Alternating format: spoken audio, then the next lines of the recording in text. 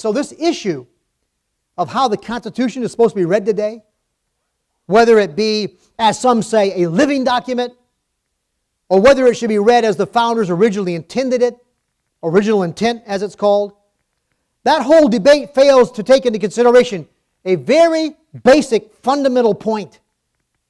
The Constitution is a contract between the people and the government. It is what the people believed the contract stipulated that matters, even more than what the founders or framers might have thought they meant by it. When the people voted, when the people signed on to the contract of the Constitution, and the states accepted the Bill of Rights, when those states did that, what they understood about that document is absolutely critical and essential to a right application of the law. Do you understand what I'm saying? It's real simple, really. If you bought your car today and 10 years down the road, if you have nobody has a 10-year car loan, I should have said your house. You bought your house and you got a 30-year mortgage, and 10 years into your mortgage you say, I've decided to reread my contract. And I've decided, I've read it real carefully, and I think really the language right here allows for me to do this or that, or to get out of it and somehow not pay you. What do you suppose the court would do that? Would he call that contract a living document? It's all that contract you signed for your mortgage, that's a living document. Times are different now. Things are changed. You shouldn't have to pay that now because times have changed. The sad truth is they're trying to do stuff like that. They're absolutely undermining and breaking down the foundation that supports law and order in this land. But what the people believed they were signing on for, that's what that contract means. And that's what they can't change the terms of the contract without following the process given to us in the Constitution, which is the amendment. The only way they can legally change something is to go through the process of amendment.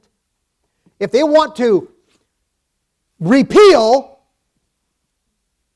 the Second Amendment, there is a process in place for them to do that. But that's not what they're doing. They're finding every other way around that process and we've seen this going on in our government today. They get annoyed with being hampered by the process.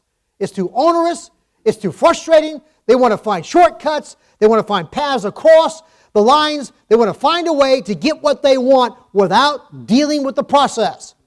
But there is a process established in the Constitution. And if they want to change the rights we have under the Bill of Rights and the rest of the amendments, they're supposed to do it according to law. And they're not doing that. This has to stop. They're unraveling the Constitution, and it's becoming more and more of a problem. What's a Christian to do, therefore? If the government persists to infringe upon this right or our other rights, what is a Christian's obligation? Well, the Bible does teach that we are obligated to obey and honor the king. The Bible teaches that God has ordained the powers that be, and that we have a responsibility and an obligation to honor them. In 1 Peter chapter 2, verse 13, we are told, submit yourselves to every ordinance of man for the Lord's sake, whether it be to the king as supreme or unto governors, as unto them that are sent by him for the punishment of evildoers, and for the praise of them that do well. For so is the will of God, that with well-doing ye may put to silence the ignorance of foolish men, as free, and not using your liberty for a cloak of maliciousness, but as the servants of God. Honor all men, love the brotherhood, fear God, honor the king. Titus 3, verse 1. Put them in mind to be subject to principalities and powers, to obey magistrates, to be ready to every good work, to speak evil of no man, to be no brawlers, but gentle, showing all meekness unto all men. Well, the question becomes, is there a limit to that? Is there a point at which government might move too far and relieve us of the obligation to submit to their authority and power? Well, as a matter of fact, we have an example of that very thing in the Bible. We know that when the governing authorities told Peter and John they could not preach anymore in the name of Jesus, they said, judge in yourselves whether it be right? We should obey God or men. So there's a place where they clearly crossed a line, and they went ahead and preached in Jesus' name anyway. So in other words, this is not just a broad, limitless rule. There are limits to it. Where are these limits? Where are these lines drawn? And what about this? Who's the king? Who is the king in America? Well, in America, we don't have a king. But you've noticed a spirit working in the heart of a certain group of Americans who want to have a king. They want a king. Why do they want a king? Well, because through a king, they can do whatever they want. They can trample upon the rights of others through a king. They just want to make sure that they're the king. You all know how they howled and screamed about Bush asserting too much authority when Bush was in power, and I didn't like that either when he was doing it. Don't get me wrong here. But the point I'm making is, at that time, they were screaming about how he's trying to be King George. He wasn't. But that's what they were. They didn't like it. See, when a conservative or quasi, whatever you want, I don't want to get into that debate right now. But when a fellow who had conservative inclinations, at least three or four of his bones, just to play with it a little bit. But when you had that up there, no, we don't want him to have that authority. And every single one of the things they screamed about that Bush took, they want to give to Obama and more. So they're all for having a king. They just want to choose which one it is. Well, I don't believe America is supposed to have a king except the King Jesus. The Constitution is supposed to be the law of the land. The Constitution is, if you will, the king. In America, no man is to be called king. George Washington specifically forbade it. They wanted to call him king. He said no. He rejected that. But today you have men who are coveting that very thing. The Constitution is a contract between the people and its government. And listen, the Bill of Rights specifically is intended to stipulate the legal limits of the power of government. That's what the Bill of Rights was about. The reason John Leyland and other Baptists were concerned and refusing to give their assent and approval and endorsement to the Constitution was because they said there's nothing in it to protect our rights. And it was only because James Madison promised John Leyland that he would work for the Bill of Rights to be amended to it. Only because of that promise did John Leyland support the idea of a constitution, of federalization of the government, of the republic, and went along with it. Only because the Bill of Rights would stipulate to that government created by the Constitution. Here's what you can do, and here's what you cannot do. And it's really more about what you can't do. You can't mess with our freedom of speech. You can't mess with our freedom to assemble. You can't mess with our freedom to redress for grievances. You can't mess with our right to keep and bear arms. And it goes on down through a list of things that are fundamental. As a matter of fact, they understood those things to be the wording of what were considered unalienable rights. In other words, the Bill of Rights didn't give you the right. The Bill of Rights said they recognize the right. And the government understands it doesn't have the power to cross those lines. You've got to understand that. The Bill of Rights did not give anybody rights. The Bill of Rights said to the government, these are our rights. And you agree that they are our rights, and you will not infringe them.